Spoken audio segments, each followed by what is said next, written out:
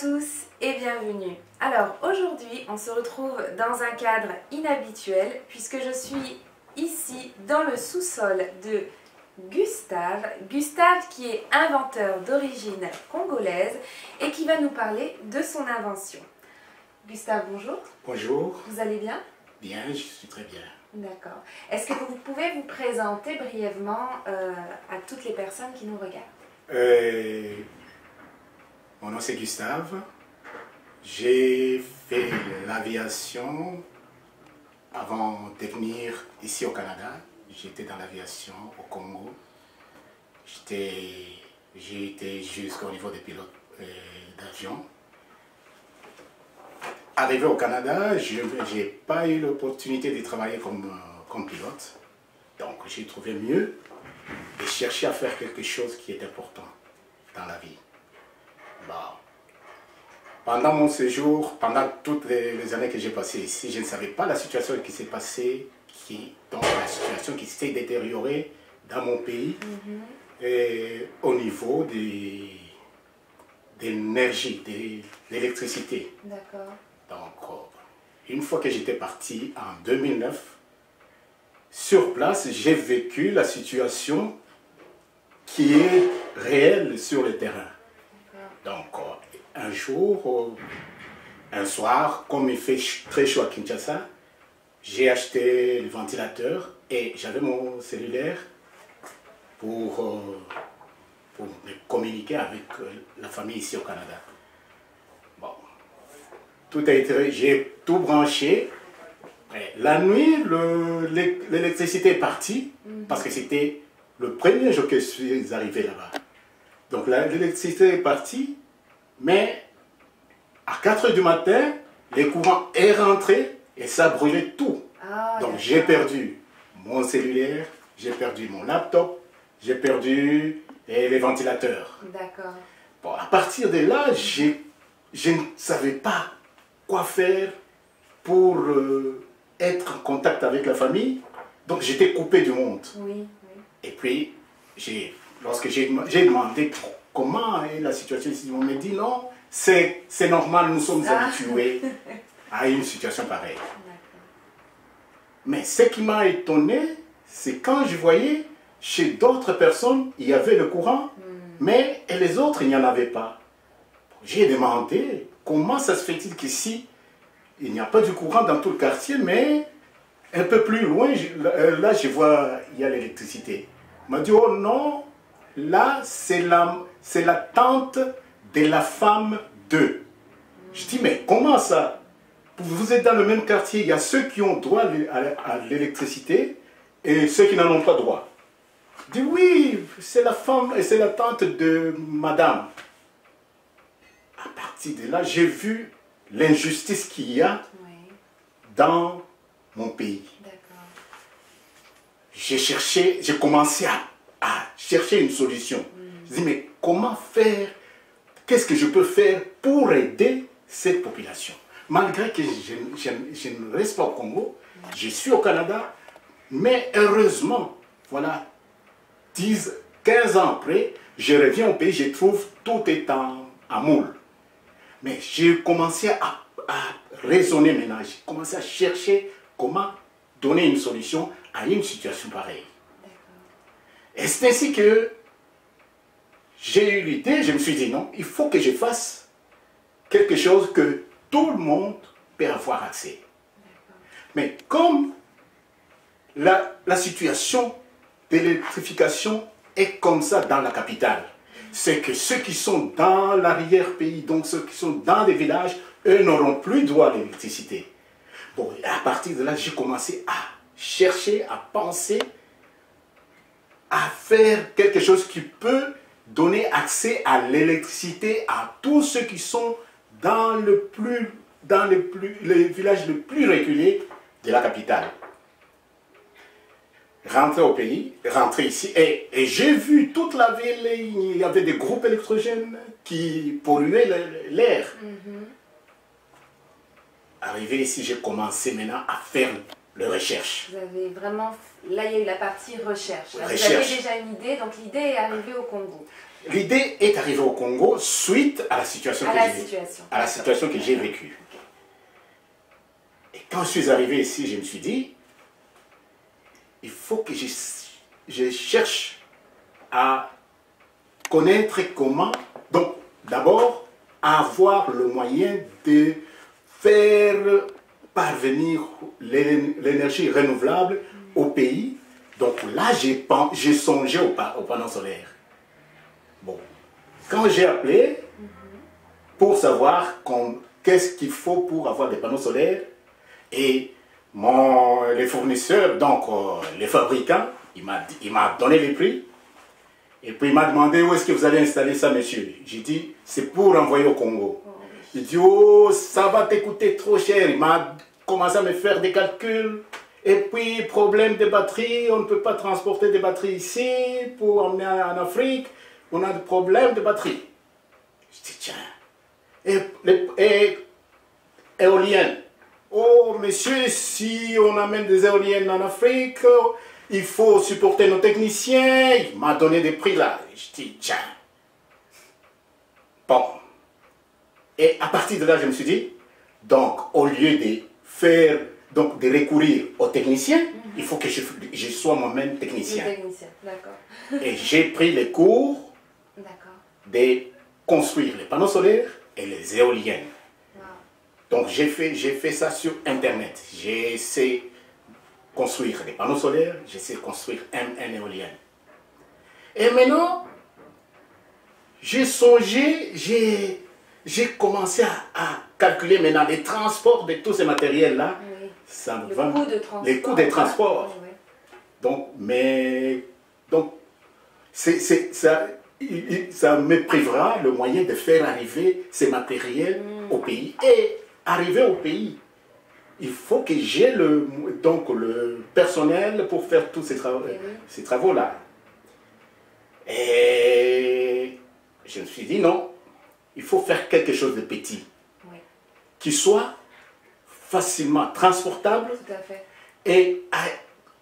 Et que tout un Congolais qui a la possibilité ait accès à l'énergie. Accessible au plus grand nombre. Au plus grand nombre. C'est ça votre idée. Hein. Oui, c'est ça.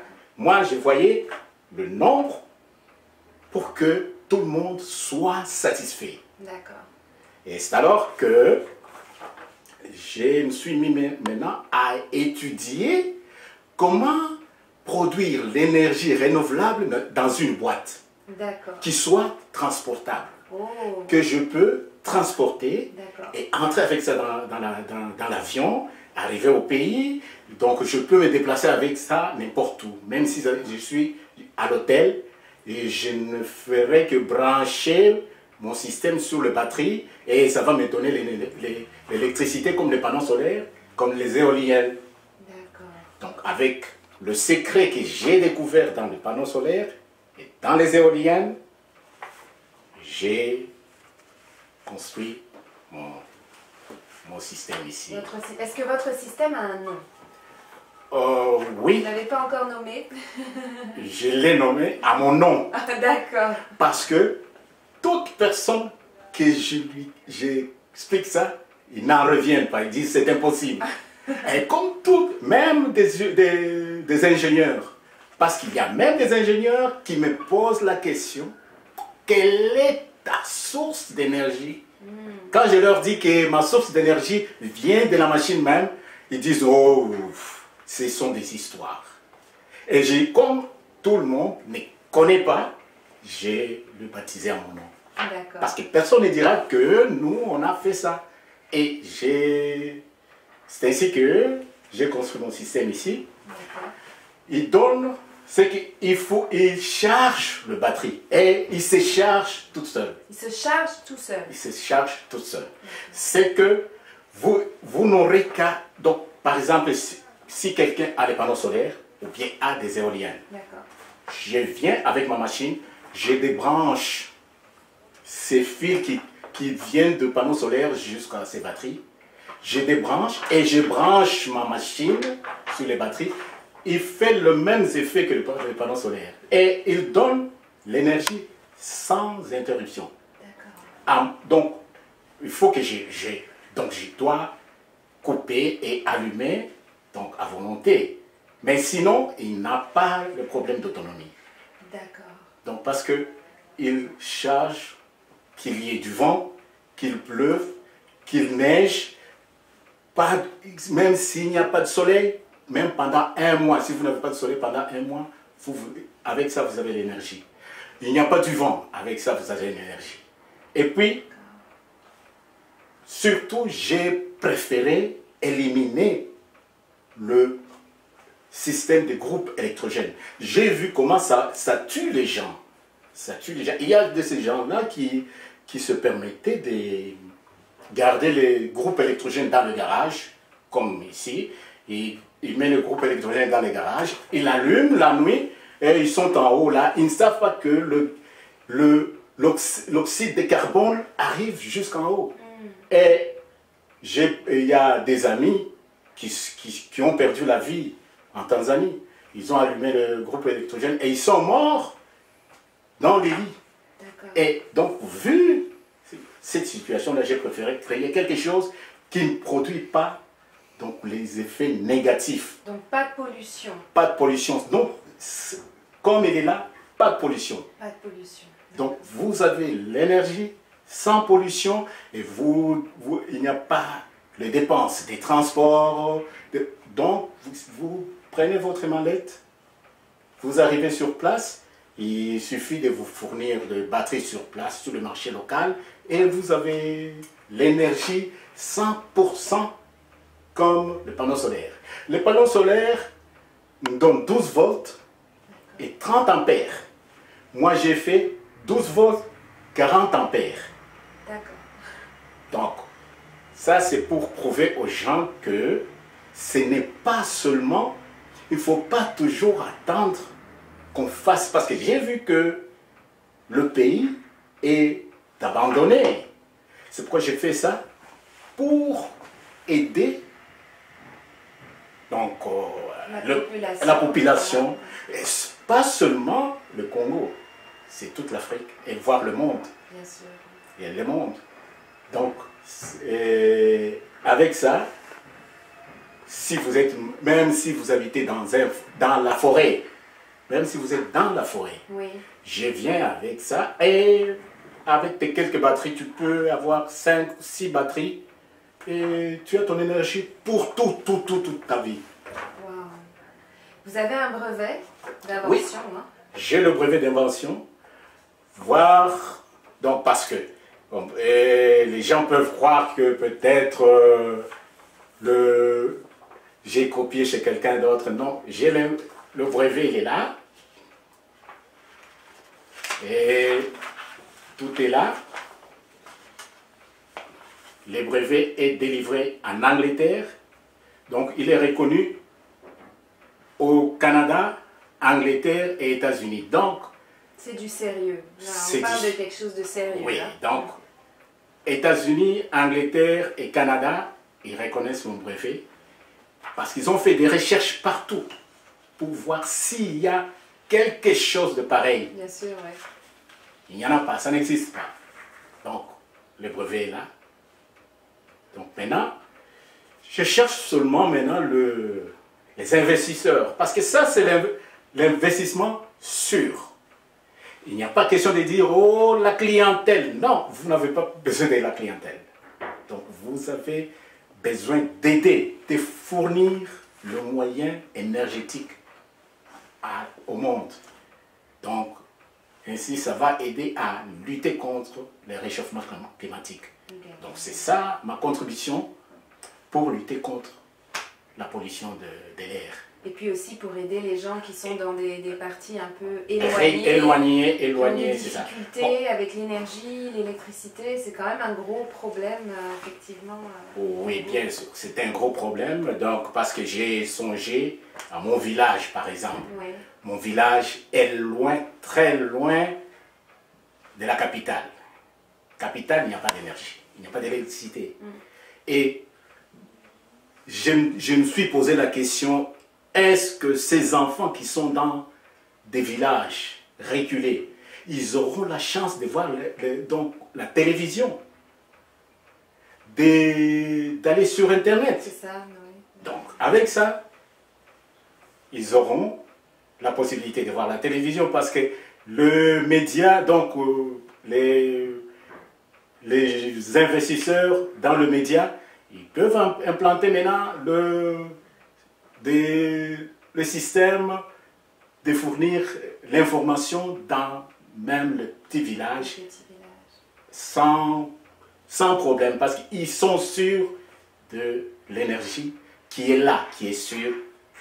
Ça ne demande pas des fils électriques. Non. Vous avez vos fils qui partent de la machine aux batteries. Okay. Et puis, vous n'avez qu'à... Je peux montrer comment... Je pense que Gustave va nous faire une petite démonstration parce que c'est vrai qu'on parle, mais on va passer maintenant à la démonstration. Il va vous montrer comment fonctionne son invention. Alors Gustave, montrez-nous brièvement comment fonctionne votre mallette. Ma mallette, donc là, je démarre la machine. Donc, il est en marche. Vous pouvez voir.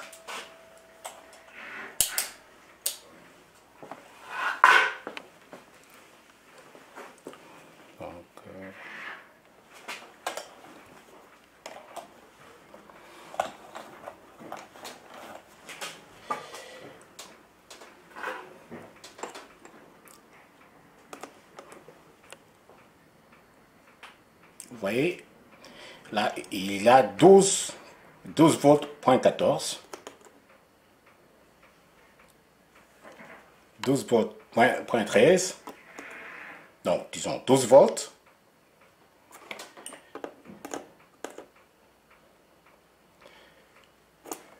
C'est la charge normale que les panneaux solaires donnent. Et puis, l'inverteur va prendre sa charge aux batteries pendant que la machine fonctionne.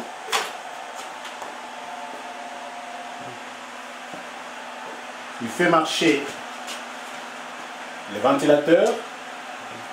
Donc, pour mon ventilateur qui était brisé à Kinshasa, j'ai songé à avoir un ventilateur avec moi et la lumière qui doit me permettre de lire, de faire n'importe quoi quand je me retrouverai dans mon village. Dans mon village le plus reculé. Donc je n'aurai pas besoin de barrage. Non, pas besoin de barrage. Avec ça, j'ai mon ventilateur, j'ai ma lumière. Et puis, entre-temps, la machine, elle vous donne l'énergie là et elle continue à charger des batteries. Si vous avez une autre rangée de batteries, même sans batterie,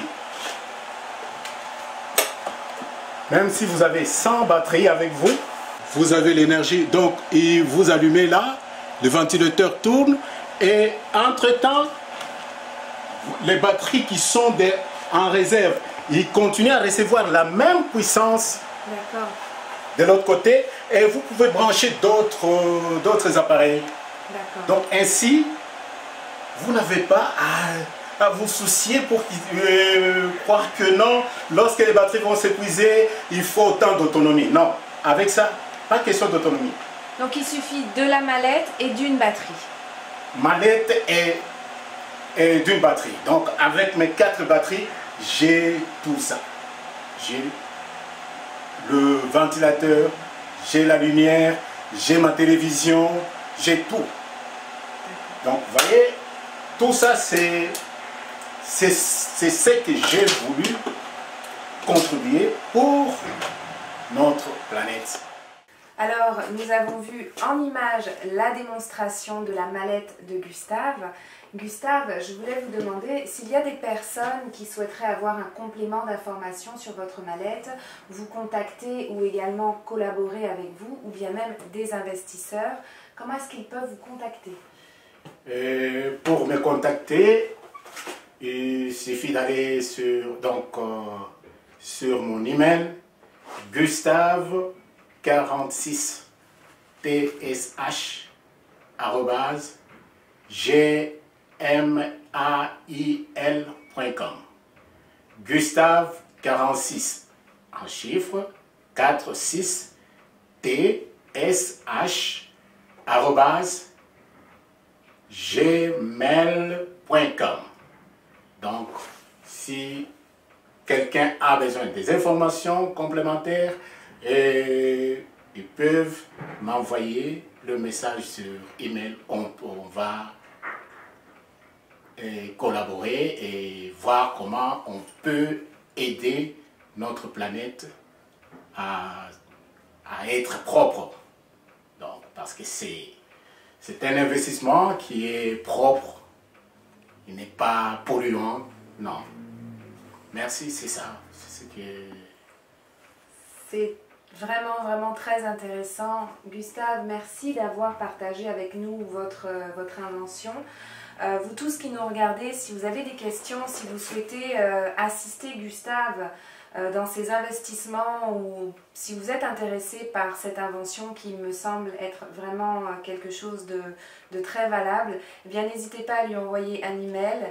Nous aimons, vous savez, les esprits créatifs, donc on était ravis de vous rencontrer, Gustave. Et j'ai oublié de mentionner, donc comme elle est là, sur les véhicules électriques, oui, il joue le rôle d'alternateur.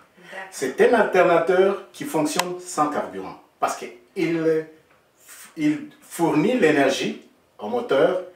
Au lieu d'aller brancher votre véhicule au chargeur, parce que les batteries sont épuisées, non.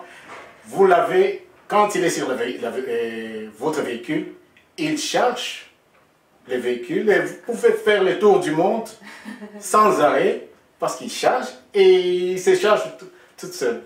Tu n'as pas à t'arrêter pour brancher. Oui, donc c'est ça. Formidable.